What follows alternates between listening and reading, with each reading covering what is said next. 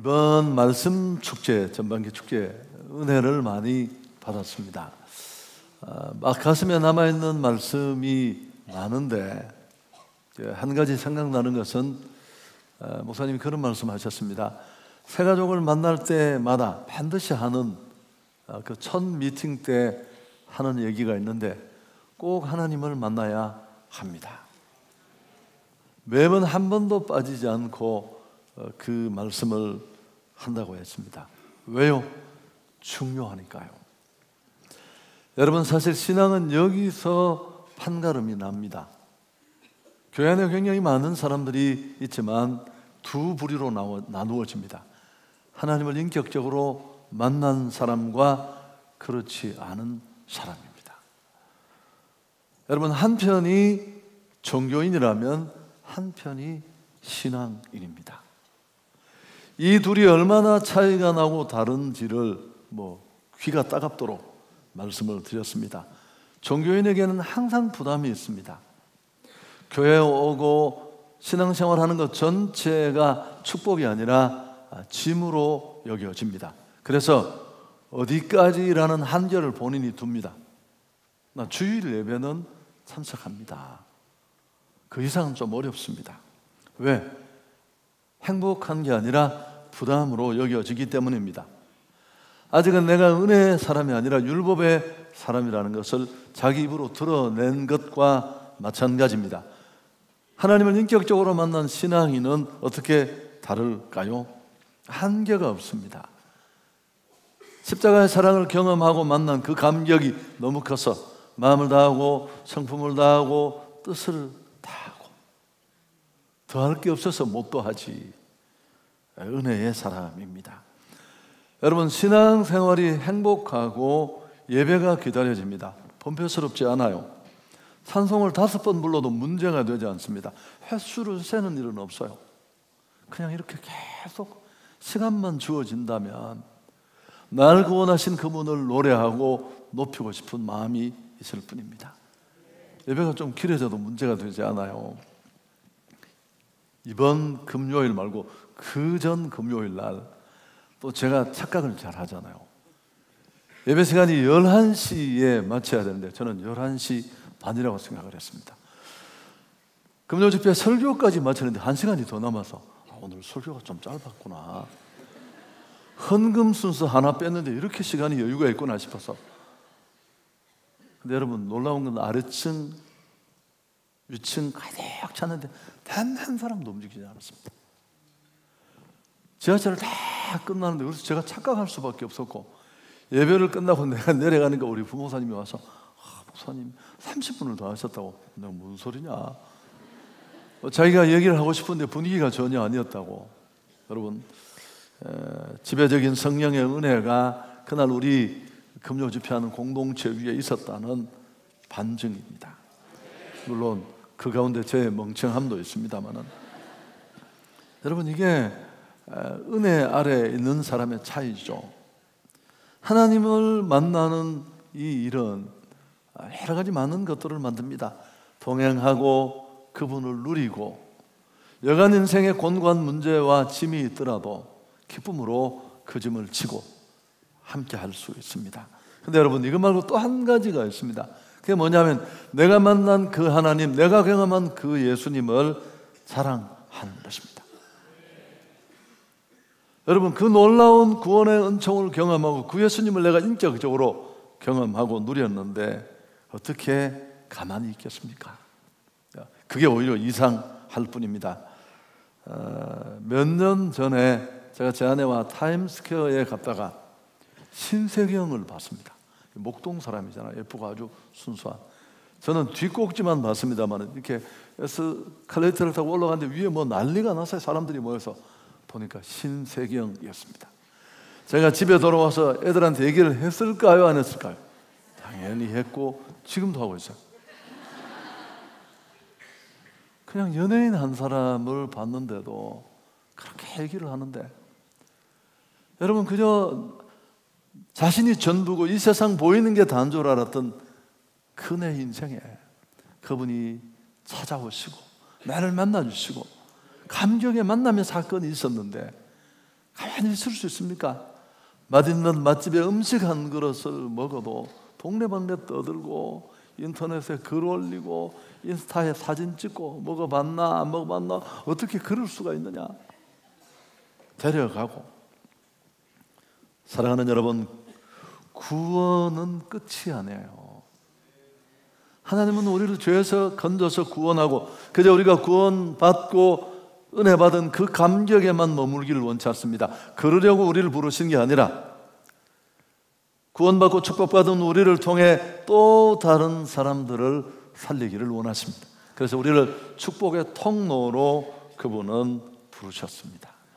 오늘 그 에스겔서 말씀인데요, 강력한 바벨론에 의해서 주전 597년에 남쪽 유다까지 나라가 문을 닫습니다. 북쪽은 이미 망했고요, 즉위한 지 석 달밖에 안 되는 어린 유다 왕 여호야긴 그리고 상류층 대부분의 사람들은 바벨론의 포로로 끌려갑니다.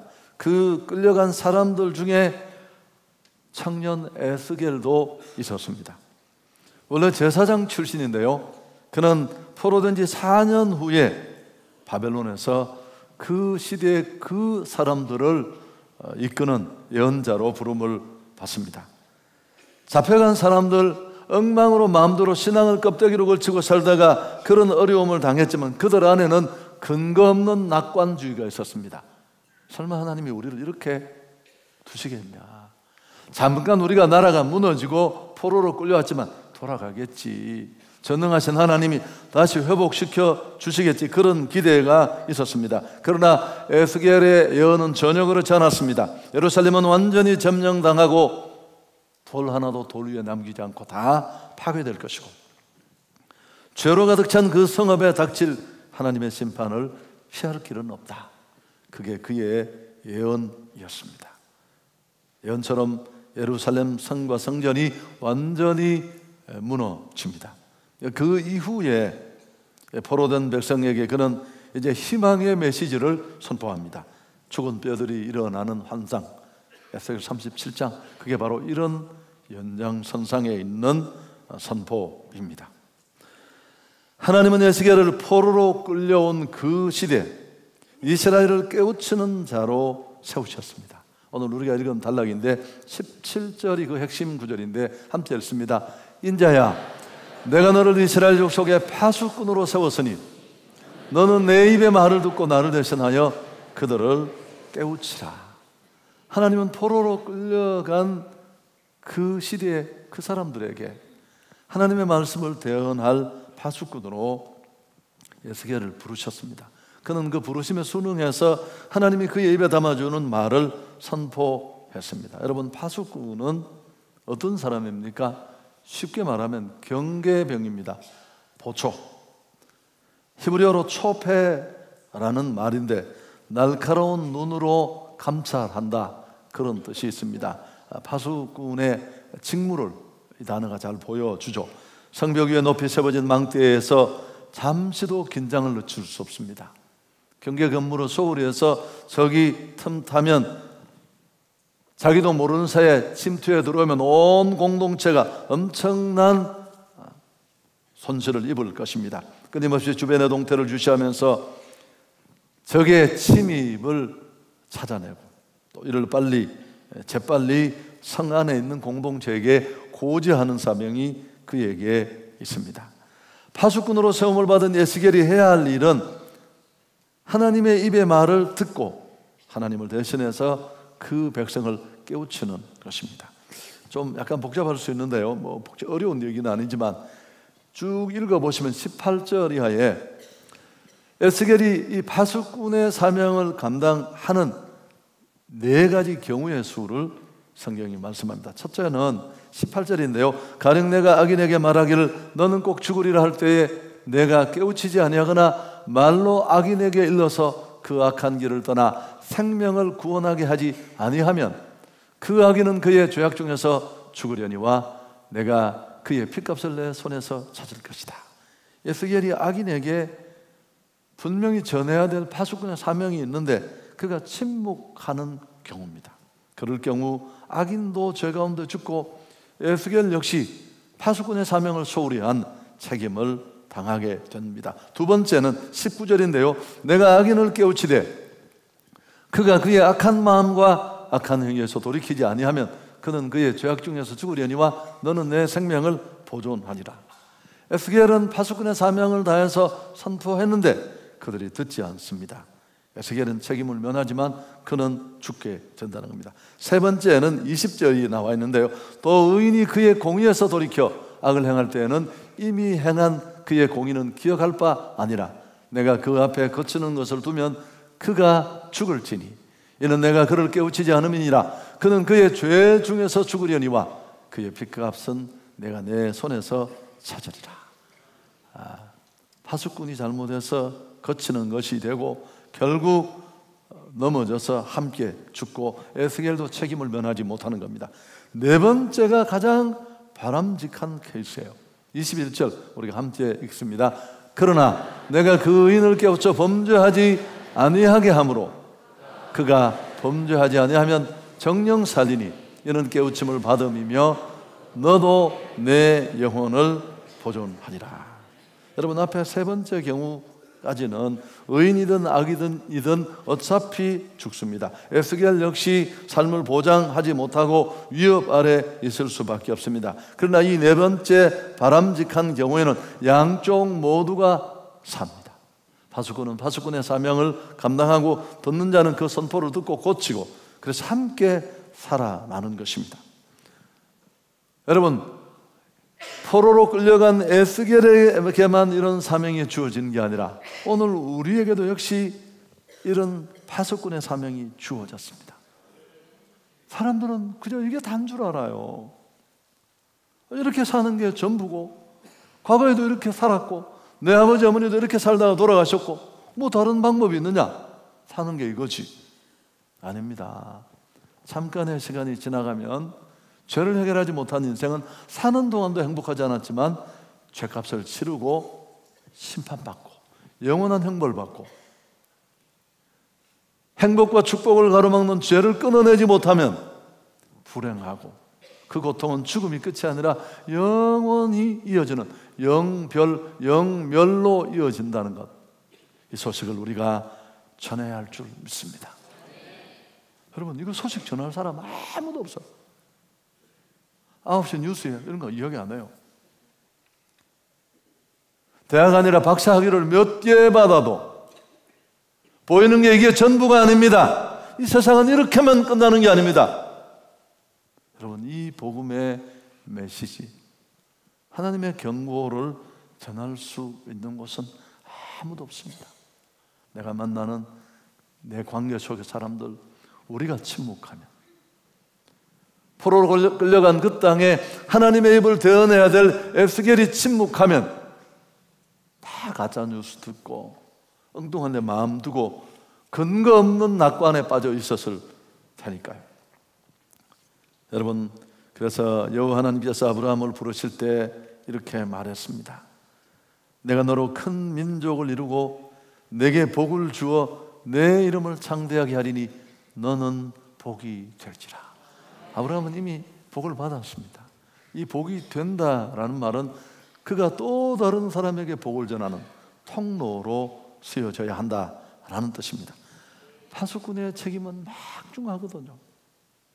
여러분, 보초고 경계병이라고 했잖아요. 제가 메가드의 말로 기억하는데, 전쟁에 실패한 군인은 용서할 수 있지만 경계에 실패한 군인은 용서할 수 없다. 우리가 그 핏값에 대해서 책임을 져야 돼요. 다른 방송이 없다니까요. 내가 알고 있는 관계 속의 사람들, 하나님은 그들을 깨우치고 그들을 경계하고 그들을 구원할 책임을, 사명을 내게 주신 줄 믿습니다. 우리가 말하지 않으면 아무도 들려줄 수 없는 일입니다.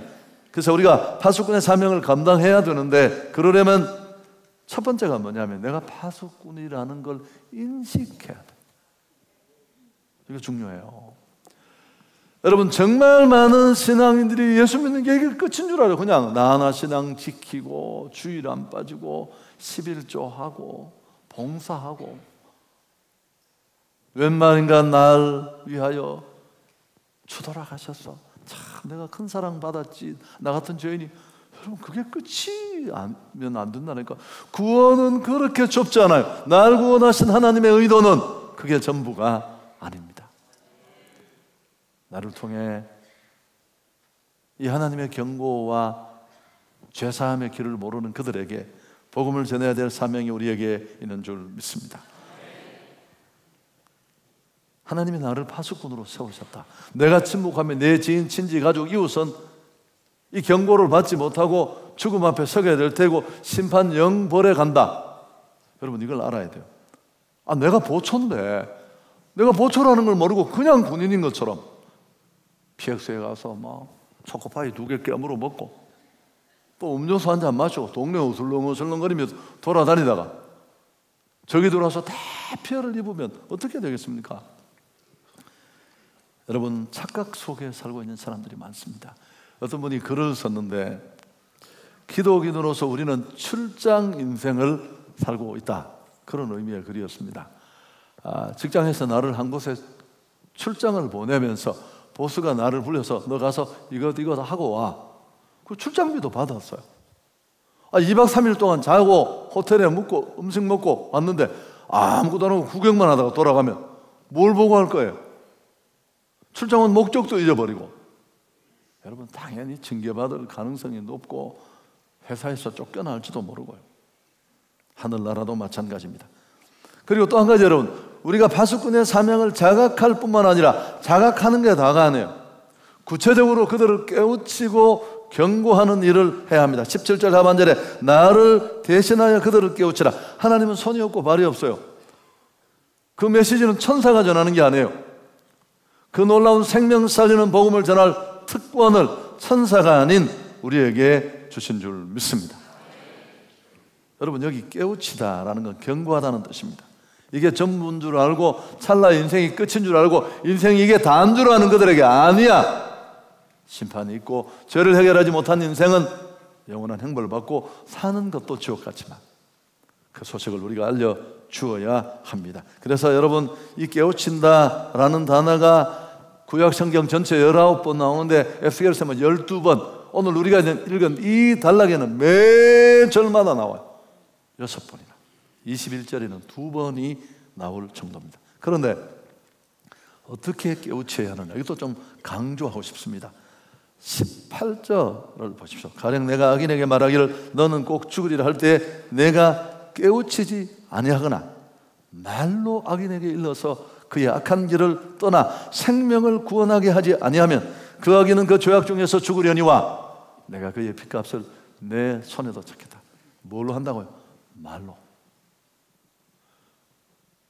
왜 표정이 그러세요? 많이 들으셨다고요? 여러분 이거 말로 하는 거예요. 다른 방법이 아무것도 없어요. 고린도전서 1장 21절에 뭐라고 했습니까? 하나님의 지혜에 있어서는 이 세상이 자기 지혜로 하나님을 알지 못하므로 하나님은 어떻게 해요? 전도의 미련한 방법을 통해 택한 자를 구원하시기를 기뻐하신다. 여러분 세상이 아무리 천체 과학, 자연 과학을 연구해도 놀랄 뿐이에요. 어떻게 이렇게 광활한 우주가 저절로 만들어졌을까? 그건 아니야. 어떻게 계절의 순환이 이렇게 분명할까?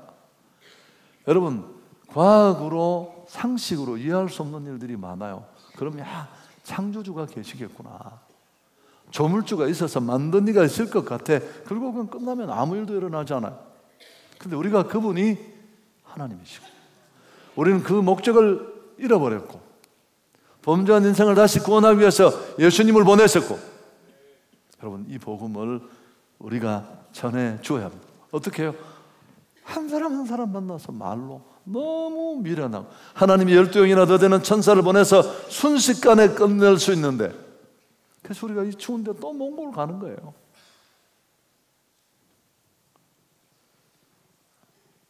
물론 사명 감당하는 일은 쉽지 않습니다. 그래도 해야 돼요. 어려워도 힘들어도. 에스겔에게도 이건 두려운 일이었습니다. 에스겔서 2장 6절에 보면 인자야 너는 비록 가시와 찔레와 함께 있으며 전갈 가운데 거주할지라도 그들을 두려워하지 말고 그들의 말을 두려워하지 말지어다. 3장 9절에도 역시 그런 말이, 똑같은 말이 나와요. 여러분, 에스겔이 얼마나 위협 속에 그들이 기다리는 메시지가 아니에요. 오늘도 마찬가지입니다. 여러분, 우리가 전하면 쉽겠습니까? 이번 구정 명절에 이거 하셔야 돼요. 이런 이야기 하면 펄펄 뛰겠지만 그래도 해야 돼요. 찬스를 만들었어. 우리는 복음 전도와 설득과 선포의 사명이 우리에게 주어졌습니다. 여러분, 구원하는 것은 우리의 소관이 아니에요.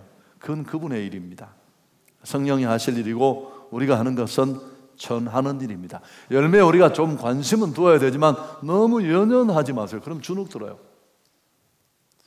요나를 보십시오. 하나님에 의해서 그는 그 시대에 파수꾼으로 세워졌습니다. 니느웨에 가서 복음을 전하라고 했는데 니느웨는 민족적으로 반감이 있었습니다. 자국민을 너무 처참하게 만들었잖아요. 그래서 요나는 가고 싶지 않았습니다.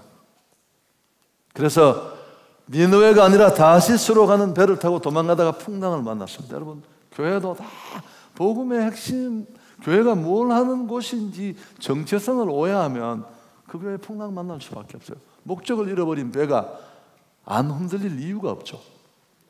개인도 교회도 마찬가지예요. 그래서 결국 물고기 뱃속에 들어가서 바다에 던져져서 고통받다가 다시 토해내서 등 떠밀려서 니느웨로 갑니다.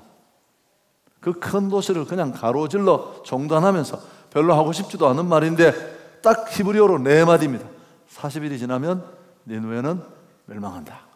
우리말은 길지만 히브리어 단어로 4단어예요.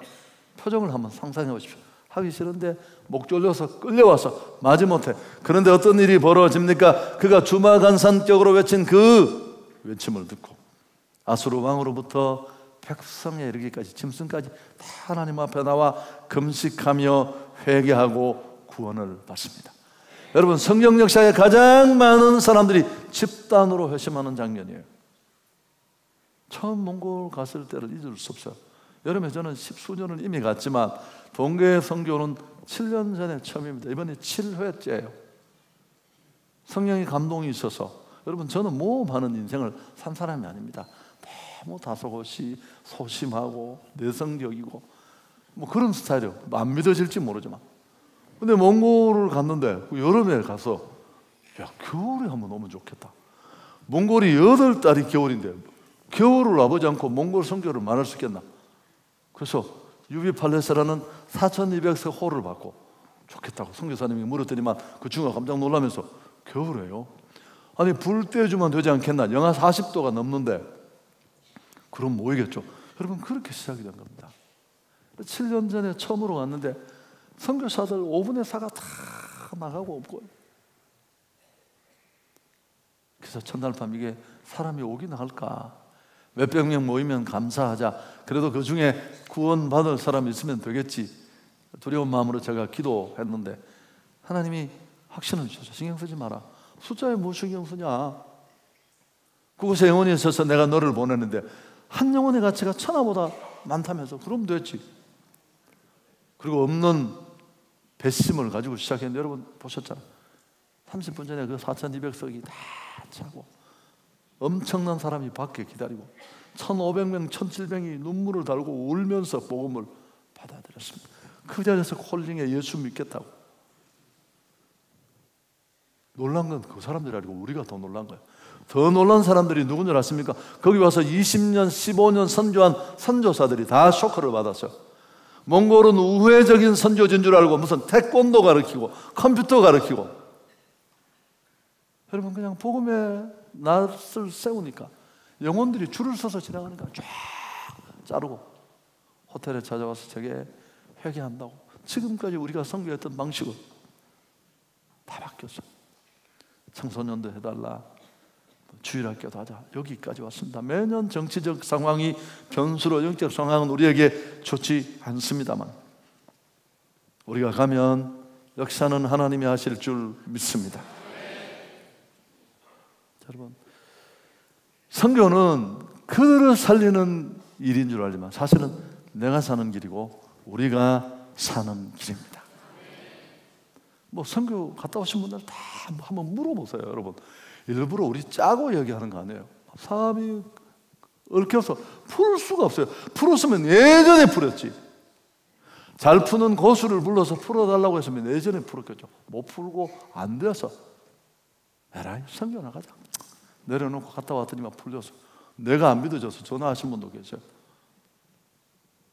제가 아는 한 자매는 시집을 못 갔어요. 그래서 가을에 시집을 못 가면 시집이라도 하나 내야 되겠다 이렇게 생각하고 엄마한테 맨날 쪼이고 있었는데, 그래서 엄마가 가정도 안 좋은데 돈을 빌려서 인도 선교를 보내줬어요. 갔다 와서 시집을 갔어요. 시집을 낸 게 아니고. 근데 배가 아픈 건 그 시아버지 시어머니가 참 예수를 두 분이 다 어떻게 그렇게, 여러분 이게 쉽지 않아요. 부부가 신앙의 레벨이 비슷하게 함께 하는 경우 잘 없습니다. 한성교회도 10가 정도 못 찾을걸요. 하나가 세면 하나는 꼭 뒤에서 혁띠를 잡고 매달려요. 꼭 그럴 필요 있냐? 쉽지 않은데. 그 자매는 누가 물으면 그래요. 성교 갔다 오면 되는데 왜 시집 못 간다 그러면.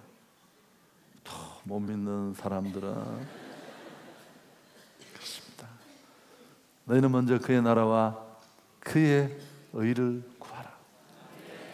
여러분 이 우선순위가 안 바뀌면요 기찻길 신앙 회복 안 돼요. 그분은 잃어버린 영혼에 온통 눈물을 흘리시면 돼요. 나는 내 문제에 정신 빠져 있고. 전에 제가 그런 이야기 하지 않았나요? 시골에 계신 분들이 이렇게 논농사를 하면서 그 고랑 사이가 아까워서 거기 콩도 심고 깨도 심어요. 여러분 그 두 가지는 그냥 논농사가 잘 되면 저절로 자라는 거예요. 근데 어떤 바보가 있다 싶습니다. 그 논두렁에 코를 막고 깨 키우고 깻잎 키운다고 코가 다 빠졌어요. 그러면 어떻게 될까요? 논농사가 다 망쳐요. 못 알아먹으시겠다고요? 어쩔 수 없어요. 그거는 믿음이 들으면서 나는데, 아니 지금까지 논두렁에 코 박고 계셨잖아요. 뭐가 달라졌나요 도대체? 얼마나 달라졌나요? 여러분 한성교회가 회복되는 건 저 때문이 아닙니다. 전도 못하고 선교가 다 힘들고 부담스러운데, 우리가 처음 몽골 갔을 때 우리 빚이 얼마였나요? 나는 따라온 분들 너무너무 감사해요. 검증도 안 된 목사, 그것도 제정신이 아니라서. 아니 선교 간 헌신자들이 다 나와버린 그 땅에 한 겨울에 150명, 100명 넘는 사람이 따라왔어요. 그 추위 속에 아무것도 검증된 것도 없고 확신도 없는데, 그래도 하나님은 일하셨습니다. 여러분 선교는 그리고 희생이에요. 하나님의 선교를 생각해 보십시오. 하나님이 천국에서 맨날 우리한테 메일이나 보내고 사랑한다 얘들아 막 손 흔들고 그러시면 우리가 얼마나 계산이 빠른 사람들인데. 여러분 지적인 사람들, 학박사들 예수 필요 없어, 난 내 힘으로 부모한테 숟가락 하나 받은 게 없고 내 노력으로 여기까지 와서 그렇게 콧대 높이던 그가 성령의 감동으로 예수가 그 형편없는 나를 위해서 죽었다는 사실이, 하나님이 자기 아들을 내어놨다는 사실이 깨달아지면 막 오열해요. 그 발에 코를 박고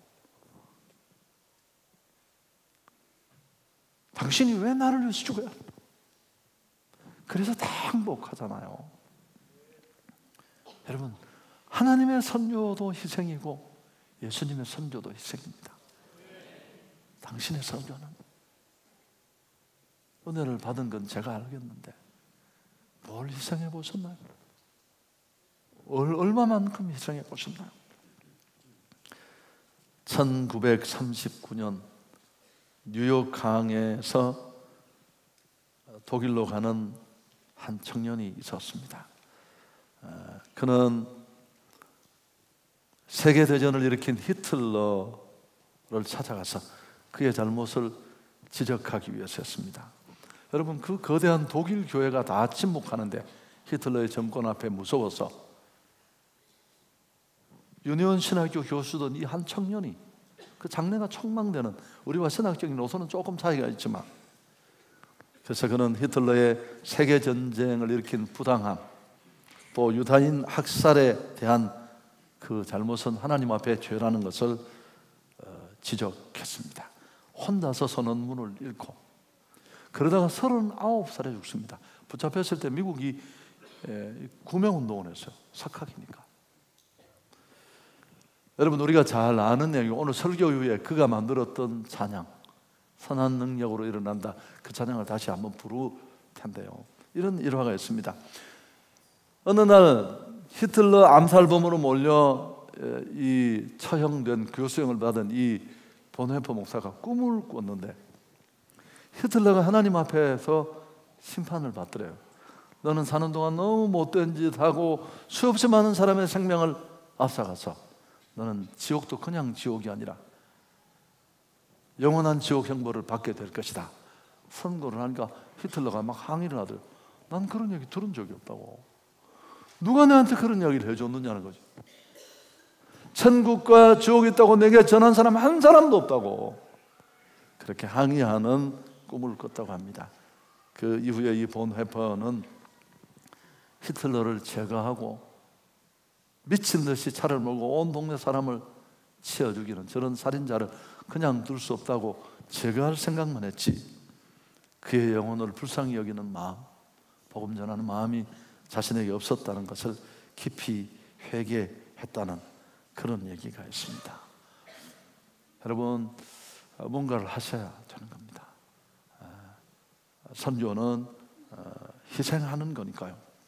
이번 구정에 만나는 사람들, 우리가 침묵하면 아무도 몰라요. 이게 단조할 테니까. 그리고 한성교회가 전해야 될 이 복음의 바운더리 안에 여전히 결판 난 것처럼 보이지만 예수가 그리스도고 죄를 해결해야 한다는 걸 모르는 복음 들어야 될 사람들 많습니다. 전도대에 자원도 하시고요. 당신도 선교지 한 번은 꼭 가서, 선교를 한 번도 못 하더라도 그 땅에 임하신 주님의 마음을 가슴으로 느끼고 오면, 내가 한두 사람 본 게 아니잖아, 평생 반대는 안 합니다. 아, 그 일은 중요한 일이야, 내가 못 가도 필요한 일이야. 갈 때 다 가시잖아요. 좋습니다. 좋으신 하나님, 히틀러는, 아니 본헤퍼는 히틀러 제거라는 우리가 동의할 수 없는 방법으로 그의 희생을 드러냈지만 나는 어떻게 해야 될지 고민해 보시길 바랍니다.